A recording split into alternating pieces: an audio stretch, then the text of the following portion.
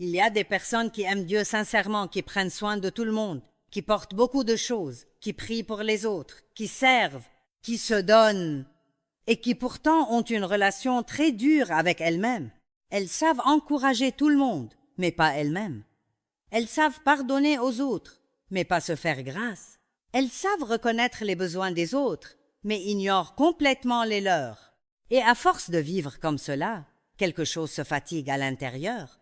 On continue peu, être à fonctionner, mais on ne vit plus avec joie. On donne encore, mais on donne de plus en plus à vide. On fait ce qu'il faut, mais sans paix, sans douceur, sans vraie liberté. Et aujourd'hui, j'aimerais qu'on parle de cela avec beaucoup de vérité et beaucoup de tendresse, pas d'une manière centrée sur soi, pas d'une manière égoïste, mais d'une manière saine, biblique et profondément humaine. Parce que la manière dont vous vous traitez a des conséquences énormes sur toute votre vie, sur votre relation avec Dieu, sur votre relation avec les autres, sur votre paix intérieure, sur votre joie, sur votre manière d'aimer. Si vous êtes constamment contre vous-même, si vous vous méprisez, si vous vous rejetez, si vous vous parlez mal, si vous vivez sous pression intérieure en permanence, cela finit par déborder partout. Beaucoup de gens ne se rendent même pas compte qu'ils ont une mauvaise relation avec eux-mêmes. Ils pensent simplement qu'ils sont exigeants, responsables, perfectionnistes, comme ça. Mais en réalité, ils vivent avec une voix intérieure qui les épuise. Une voix qui dit toujours « Tu n'en fais pas assez, tu aurais dû mieux faire. Regarde les autres. Pourquoi tu n'es pas plus comme eux? Pourquoi tu réagis encore comme ça? Pourquoi tu n'as pas déjà changé ?» Et comme cette voix est là depuis longtemps, on finit par croire que c'est normal. On finit même parfois par appeler cela humilité, alors que ce n'est pas de l'humilité, c'est du mépris de soi déguisé. Il faut dire quelque chose de simple, dès maintenant. Si vous ne recevez pas l'amour, la patience et la miséricorde de Dieu pour vous, vous aurez beaucoup de mal à les donner sainement aux autres. Vous ne pouvez pas distribuer durablement ce que vous refusez de recevoir. C'est une idée très importante du message d'origine, et il faut la redire clairement. Si votre verre intérieur est vide, vous pourrez peu faire semblant un temps, mais tôt ou tard vous manquerez de douceur, de patience, de grâce. Vous deviendrez dur avec les autres parce que vous êtes déjà dur avec vous-même. Vous demanderez la perfection aux autres parce que vous l'exigez déjà de vous. Vous critiquerez beaucoup parce qu'à l'intérieur, vous vivez déjà sous une critique constante. Prenons un exemple très concret, très actuel. Une personne travaille toute la journée, s'occupe de la maison, répond aux messages, gère les enfants, pense à tout le monde, règle les problèmes, et le soir, elle s'effondre intérieurement. Mais au lieu de reconnaître qu'elle a besoin de souffler, qu'elle a besoin de grâce, qu'elle a besoin de se traiter avec un peu de respect, elle se dit encore « Tu devrais faire plus, tu es faible. Regarde tout ce qui reste, personne ne t'aide assez, personne ne voit ce que tu fais. » Et peu à peu, cette personne devient amère, irritable, fatiguée émotionnellement. Pourquoi? Parce qu'elle donne, sans jamais prendre soin de la personne qui donne. Et il faut casser un mensonge ici. Prendre soin de soi d'une manière saine n'est pas de l'égoïsme, c'est de la sagesse. C'est reconnaître que vous êtes aussi une personne confiée à votre responsabilité. Dieu ne vous a pas demandé d'aimer les autres tout en vous détruisant. Il ne vous a pas demandé de servir tout le monde en vous abandonnant complètement. Si vous ne prenez jamais soin de votre âme, de votre repos, de votre santé émotionnelle, de votre vie intérieure, vous arriverez à un point où vous ne pourrez plus aimer correctement. Ou alors vous aimerez avec une si mauvaise attitude que même votre service deviendra lourd pour les autres. La Bible parle beaucoup de relations avec Dieu et de relations avec le prochain, mais il y a aussi cette réalité qu'on oublie souvent. La façon dont vous vivez avec vous-même a un impact énorme sur tout le reste. Est-ce que vous vous appréciez? Est-ce que vous vous respectez? Est-ce que vous vous parlez avec vérité et grâce?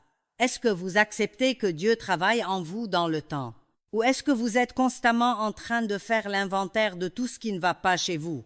Il y a des gens qui ne s'aiment pas parce qu'ils ne supportent pas leur personnalité, d'autres parce qu'ils n'aiment pas leur corps, d'autres parce qu'ils ont honte de leur passé, d'autres parce qu'ils sont persuadés qu'ils déçoivent toujours Dieu, d'autres encore parce qu'ils se comparent en permanence. Ils regardent la voie des autres, le visage des autres, les dons des autres, la vie des autres, le mariage des autres, le ministère des autres, la maturité des autres. Et ils finissent par conclure qu'eux-mêmes sont insuffisants. Mais tant que vous passez votre vie à vouloir être quelqu'un d'autre, vous serez en guerre avec la personne que Dieu est en train de former. Je vais le dire de manière très terre à terre. Les jambes que vous avez sont les jambes que vous avez. La voix que vous avez est la voix que vous avez. Le tempérament que vous avez, Dieu sait aussi travailler avec. Oui, vous pouvez grandir. Oui, certains aspects peuvent être guéris, affinés, transformés. Mais si vous passez votre temps à rejeter le point de départ, vous allez rendre le voyage beaucoup plus douloureux que nécessaire. Il y a des choses qu'on peut améliorer, et il y a des choses qu'il faut simplement apprendre à accepter sans drame, sans comparaison, sans auto-rejet. Et au fond, beaucoup de gens ne savent pas jouir de leur vie parce qu'ils ne savent pas habiter leur propre vie avec paix. Ils pensent qu'ils seront heureux quand ils seront mariés, quand les enfants grandiront, quand la maison sera mieux, quand le corps changera, quand leur conjoint changera, quand ils auront plus d'argent, quand leur ministère sera plus visible, quand ils seront enfin comme il faut. Mais la vérité, c'est que si vous remettez toujours votre joie à plus tard, vous n'apprendrez jamais à vivre heureux en chemin. Et si vous confiez à d'autres personnes la responsabilité de votre joie, vous leur donnez un pouvoir que Dieu ne leur a jamais donné. C'est une autre idée essentielle du texte source. Beaucoup de gens croient qu'ils seraient heureux si quelqu'un d'autre changeait. Mais une grande partie de la liberté commence quand on comprend qu'on doit prendre responsabilité de sa propre joie devant Dieu. Cela ne veut pas dire que les autres n'ont aucun impact sur nous. Bien sûr que si. Mais cela veut dire que je ne peux pas bâtir toute ma vie sur cette phrase « Je vais bien quand tout le monde autour de moi me facilite l'existence ». Sinon, je serai malheureux très souvent. Je vous pose déjà 2 questions très simples et j'aimerais que vous y répondiez honnêtement dans votre cœur. Quand vous pensez à vous-même, quel est le ton de votre voix intérieure? Douceur, vérité, patience ou rejet, pression et critique? Et est-ce que vous attendez encore qu'une autre personne change pour vous autoriser enfin à être en paix? Voici une application très concrète que vous pouvez faire aujourd'hui. Prenez quelques minutes seul avec Dieu et posez-vous cette question. Comment est-ce que je me traite vraiment? Pas comment vous aimeriez vous traiter.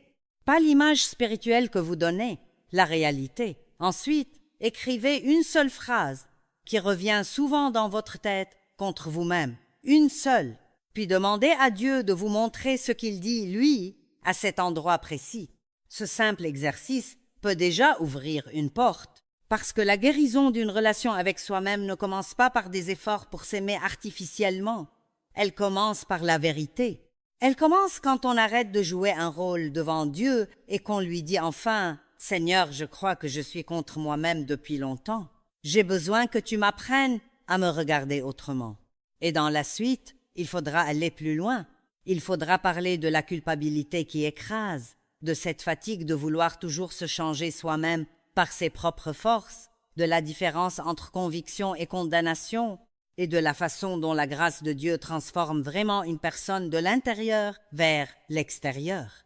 Parce que beaucoup de personnes vivent sous une culpabilité si constante qu'elles ne s'en rendent même plus compte, c'est devenu leur climat intérieur.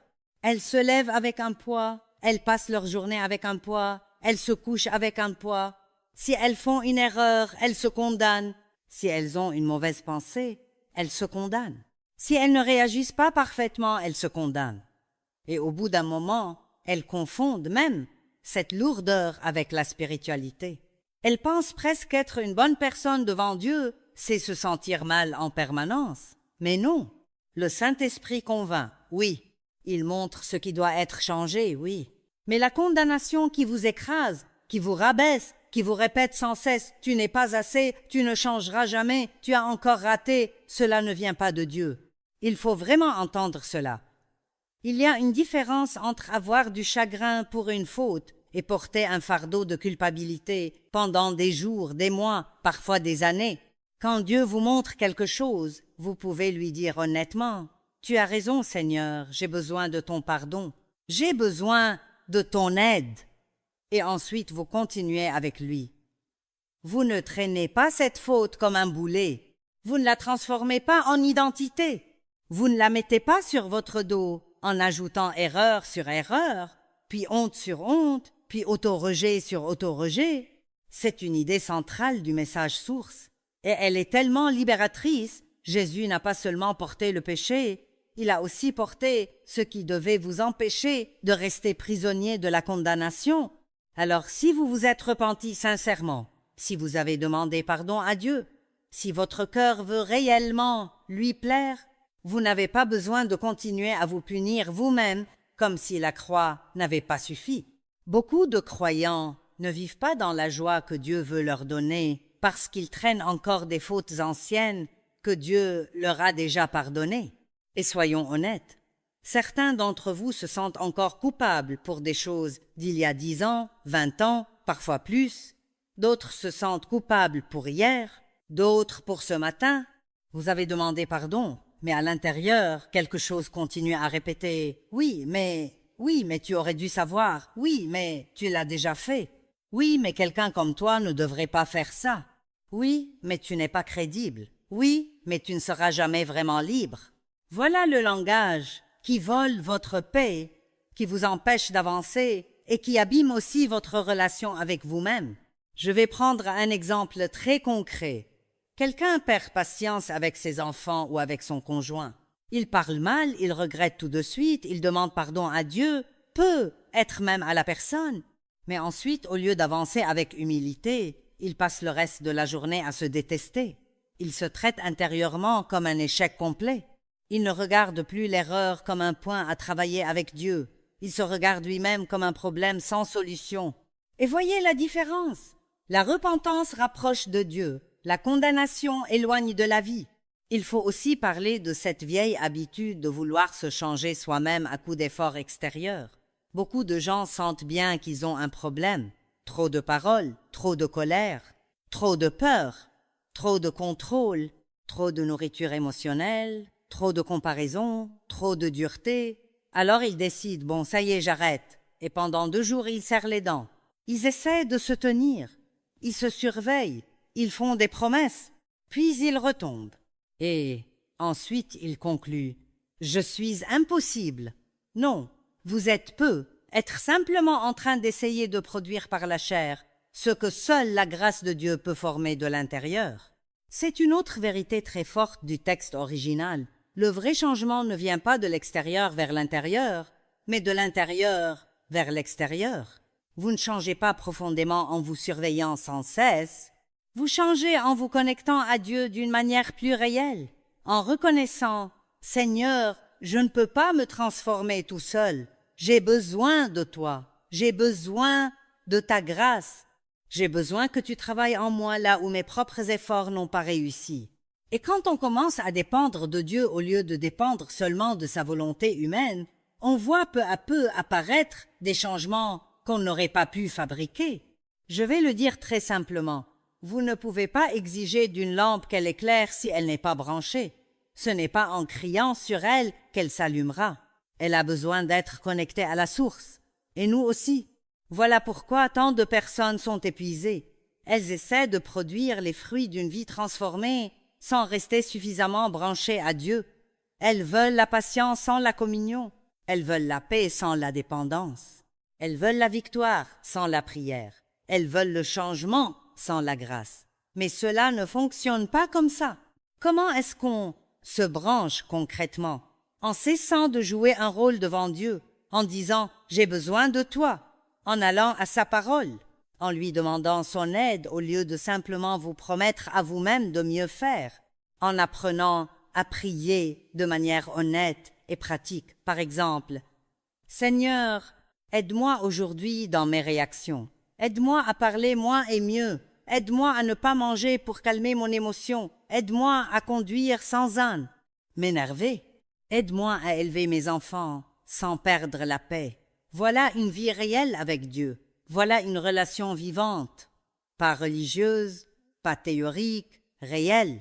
Et je crois que beaucoup de gens ont besoin d'entendre ceci. Aller à l'église ne change pas automatiquement une personne. Entendre des messages peut vous convaincre, mais seul Dieu peut vous transformer. Alors le but n'est pas de rentrer chez vous après ce message en disant « Bon, maintenant je vais me forcer à être différent ». Le but est de rentrer chez vous en disant « Seigneur, j'ai besoin que tu travailles en moi. J'ai besoin que cette parole descende dans mon quotidien. J'ai besoin de grâce là où j'ai longtemps lutté seul. » Je vous pose ici 2 questions très simples. Est-ce que vous êtes en train d'essayer de vous réparer vous-même dans un domaine où vous devriez plutôt dépendre davantage de Dieu? Et quand vous faites une erreur, est-ce que vous vous repentez ou est-ce que vous vous condamnez encore pendant des heures? Voici une application immédiate pour aujourd'hui. La prochaine fois que vous faites quelque chose qui ne va pas, au lieu de commencer un long discours intérieur contre vous-même, arrêtez-vous tout de suite et dites simplement « Seigneur, tu as raison, j'ai besoin de ton pardon et de ton aide. » Puis refusez de ruminer plus longtemps. Revenez à votre journée. Revenez à la grâce. Revenez à ce que Dieu vous demande maintenant. Cela peut sembler simple, mais c'est une rupture très profonde avec l'habitude de vivre sous la culpabilité. Et il faut aussi être honnête sur un autre point. Certaines personnes portent un masque spirituel à l'extérieur. Tout semble aller. Elles disent les bonnes phrases, gardent le sourire, donnent l'image qu'il faut, mais à l'intérieur, elles sont presque détruites. Le diable aime cela parce qu'il préfère un chrétien qui cache tout à un chrétien qui devient vrai. Il veut que vous gardiez une façade pendant que vous vous enfoncez en silence. Mais la liberté commence quand on devient honnête avec Dieu et parfois aussi avec une personne de confiance. Pas pour tout raconter à tout le monde, mais pour arrêter de vivre déguisé. Et dans la suite, il faudra encore aller plus loin dans cette guérison. Il faudra parler de la joie d'apprendre à vivre avec soi-même d'une manière plus saine, de l'importance de demander à Dieu ce dont nous avons vraiment besoin, au lieu de tout porter seul, et de cette relation intime avec lui qui devient le lieu où notre identité se répare enfin.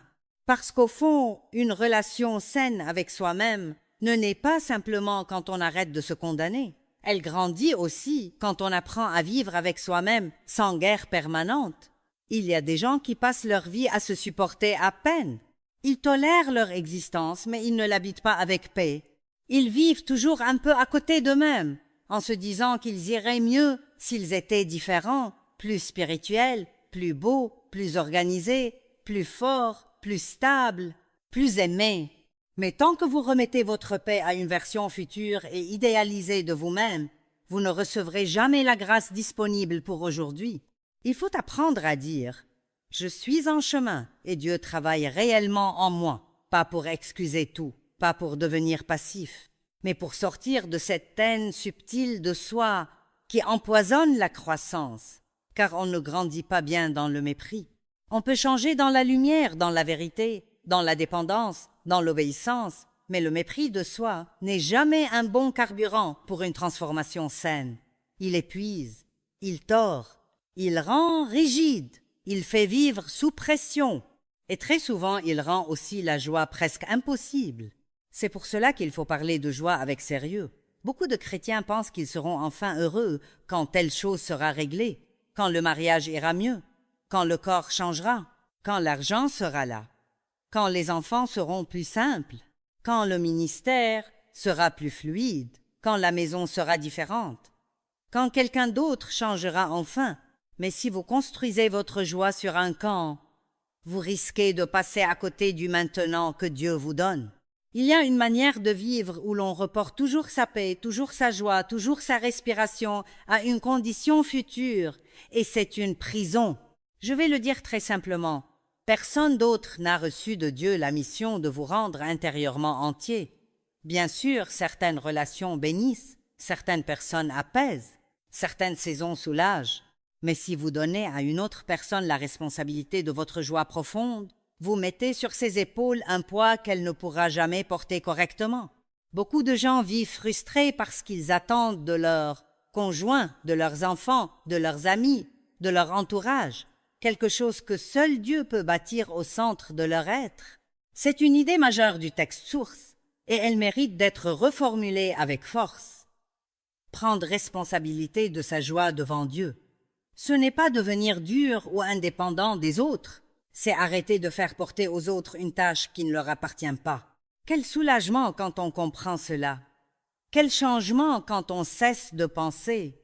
Je serai bien quand ils auront changé et qu'on commence à dire « Seigneur, travaille en moi, apprends-moi à vivre avec plus de paix », même au milieu de l'imperfection. Prenons un exemple très concret.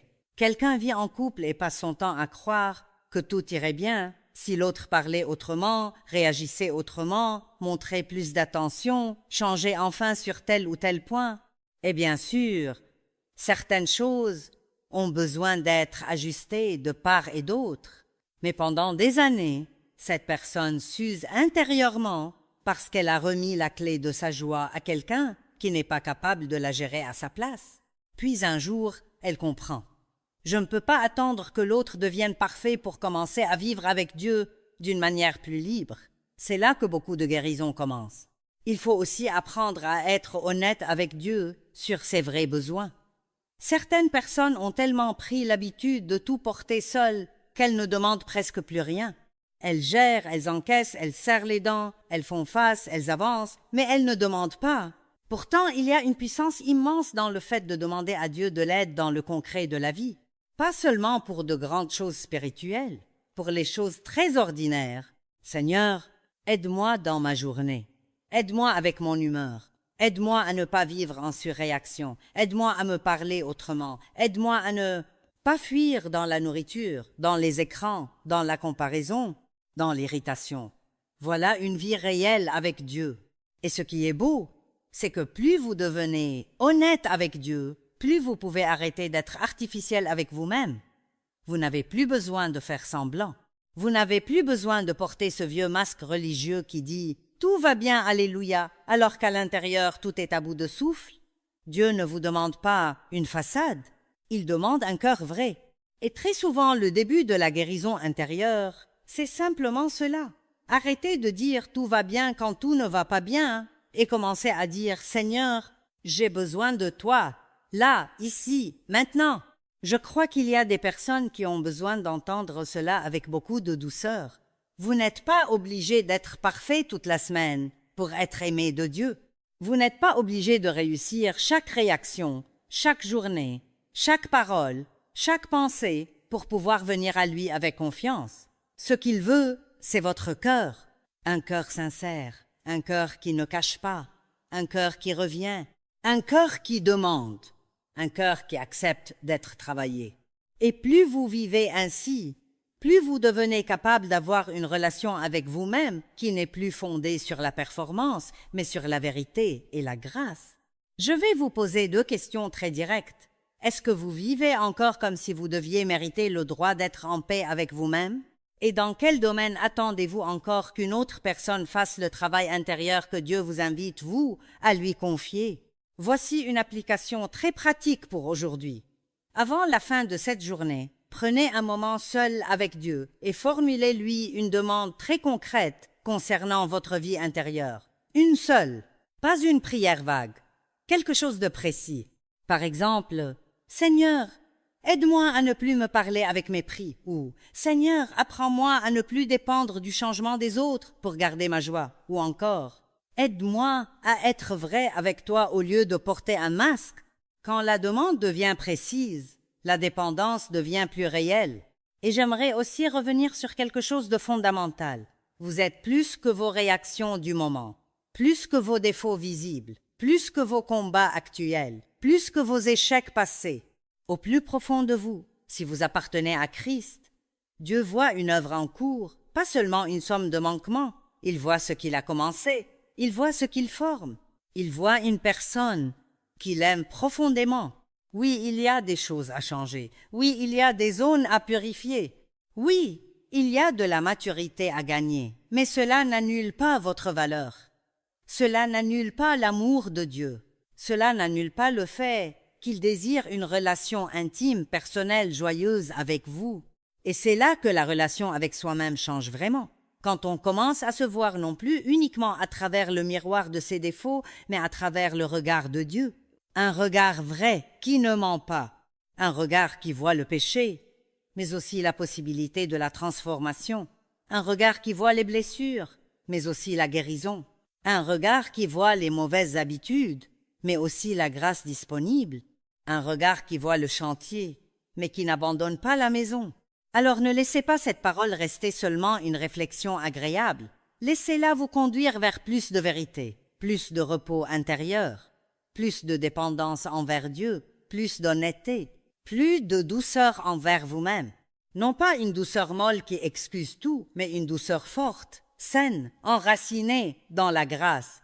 Et dans la suite, il nous faudra encore amener cela jusqu'au bout, vers cette intimité avec Dieu qui répare l'identité, vers une manière nouvelle de marcher avec soi-même, et vers une liberté où l'on cesse enfin de vivre contre soi. Et c'est peu être là le point le plus beau de tout ce chemin. Au fond, Dieu ne veut pas seulement corriger certains comportements dans votre vie, il veut vous ramener dans une relation profonde, simple, personnelle avec lui, pas une relation de peur, pas une relation de performance, pas une relation où vous passez votre temps à essayer de lui prouver quelque chose. Une relation vivante, où vous venez à lui tel que vous êtes, où vous recevez son amour, où vous apprenez à écouter sa voix, et où peu à peu, cette intimité guérit la manière dont vous vous voyez vous-même. Parce que beaucoup de personnes essaient encore de se construire une identité à partir de leur réussite, de leur raté, du regard. We were in love that never meant to stay. Some things are real,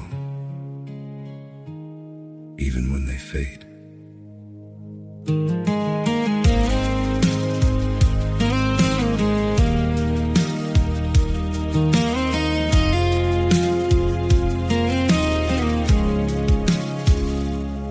I used to think if we kept holding on, we could bend the truth somehow.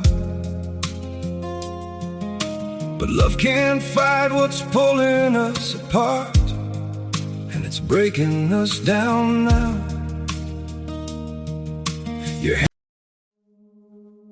We were in love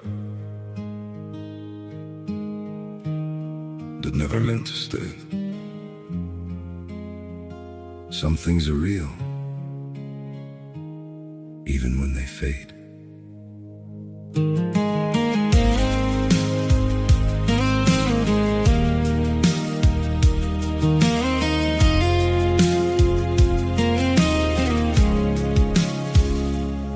I used to think if we kept holding on, we could bend the truth somehow. But love can't fight what's pulling us apart, and it's breaking us down now.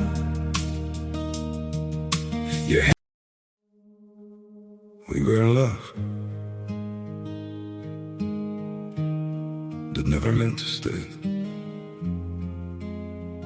Some things are real, even when they fade.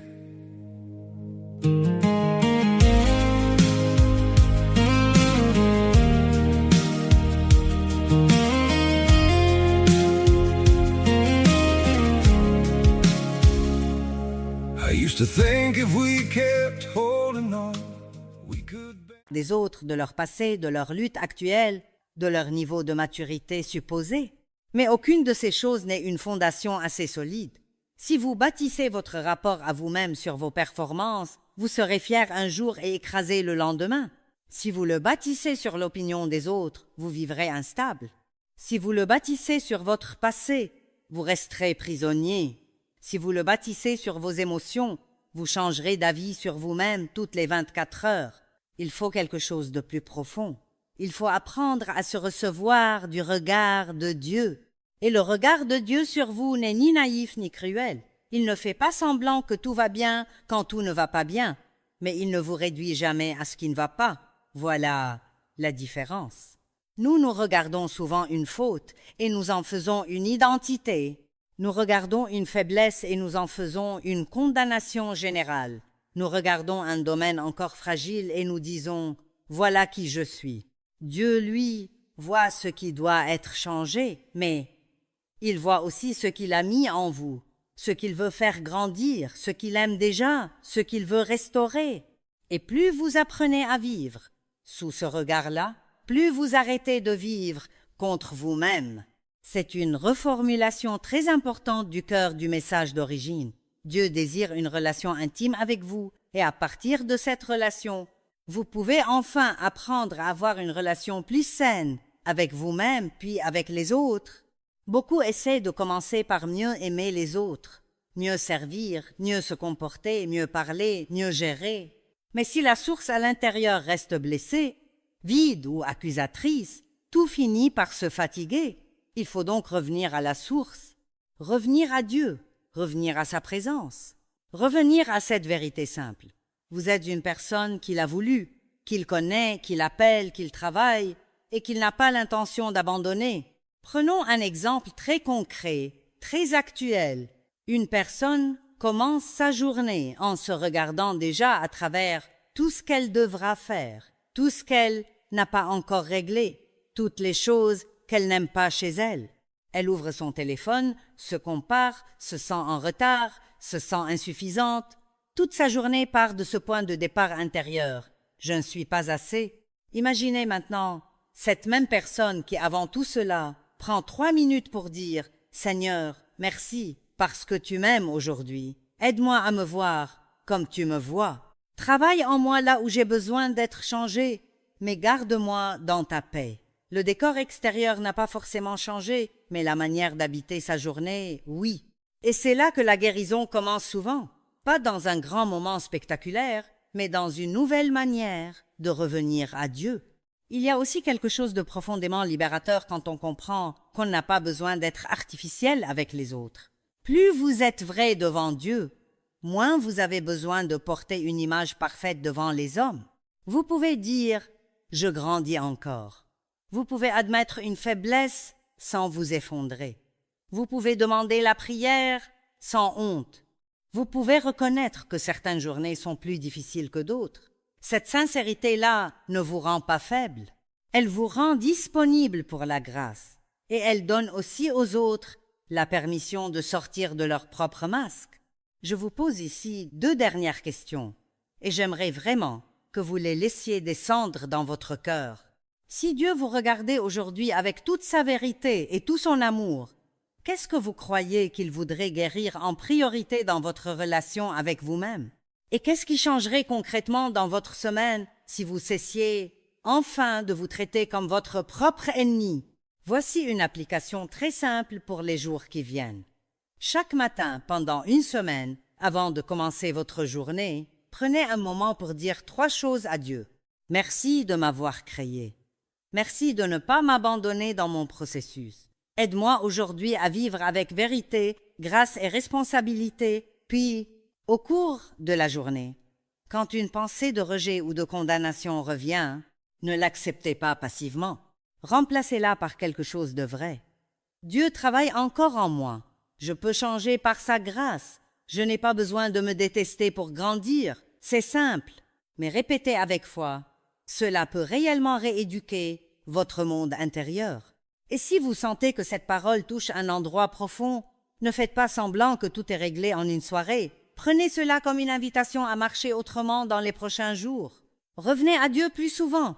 Parlez-lui plus honnêtement. Demandez son aide dans le concret.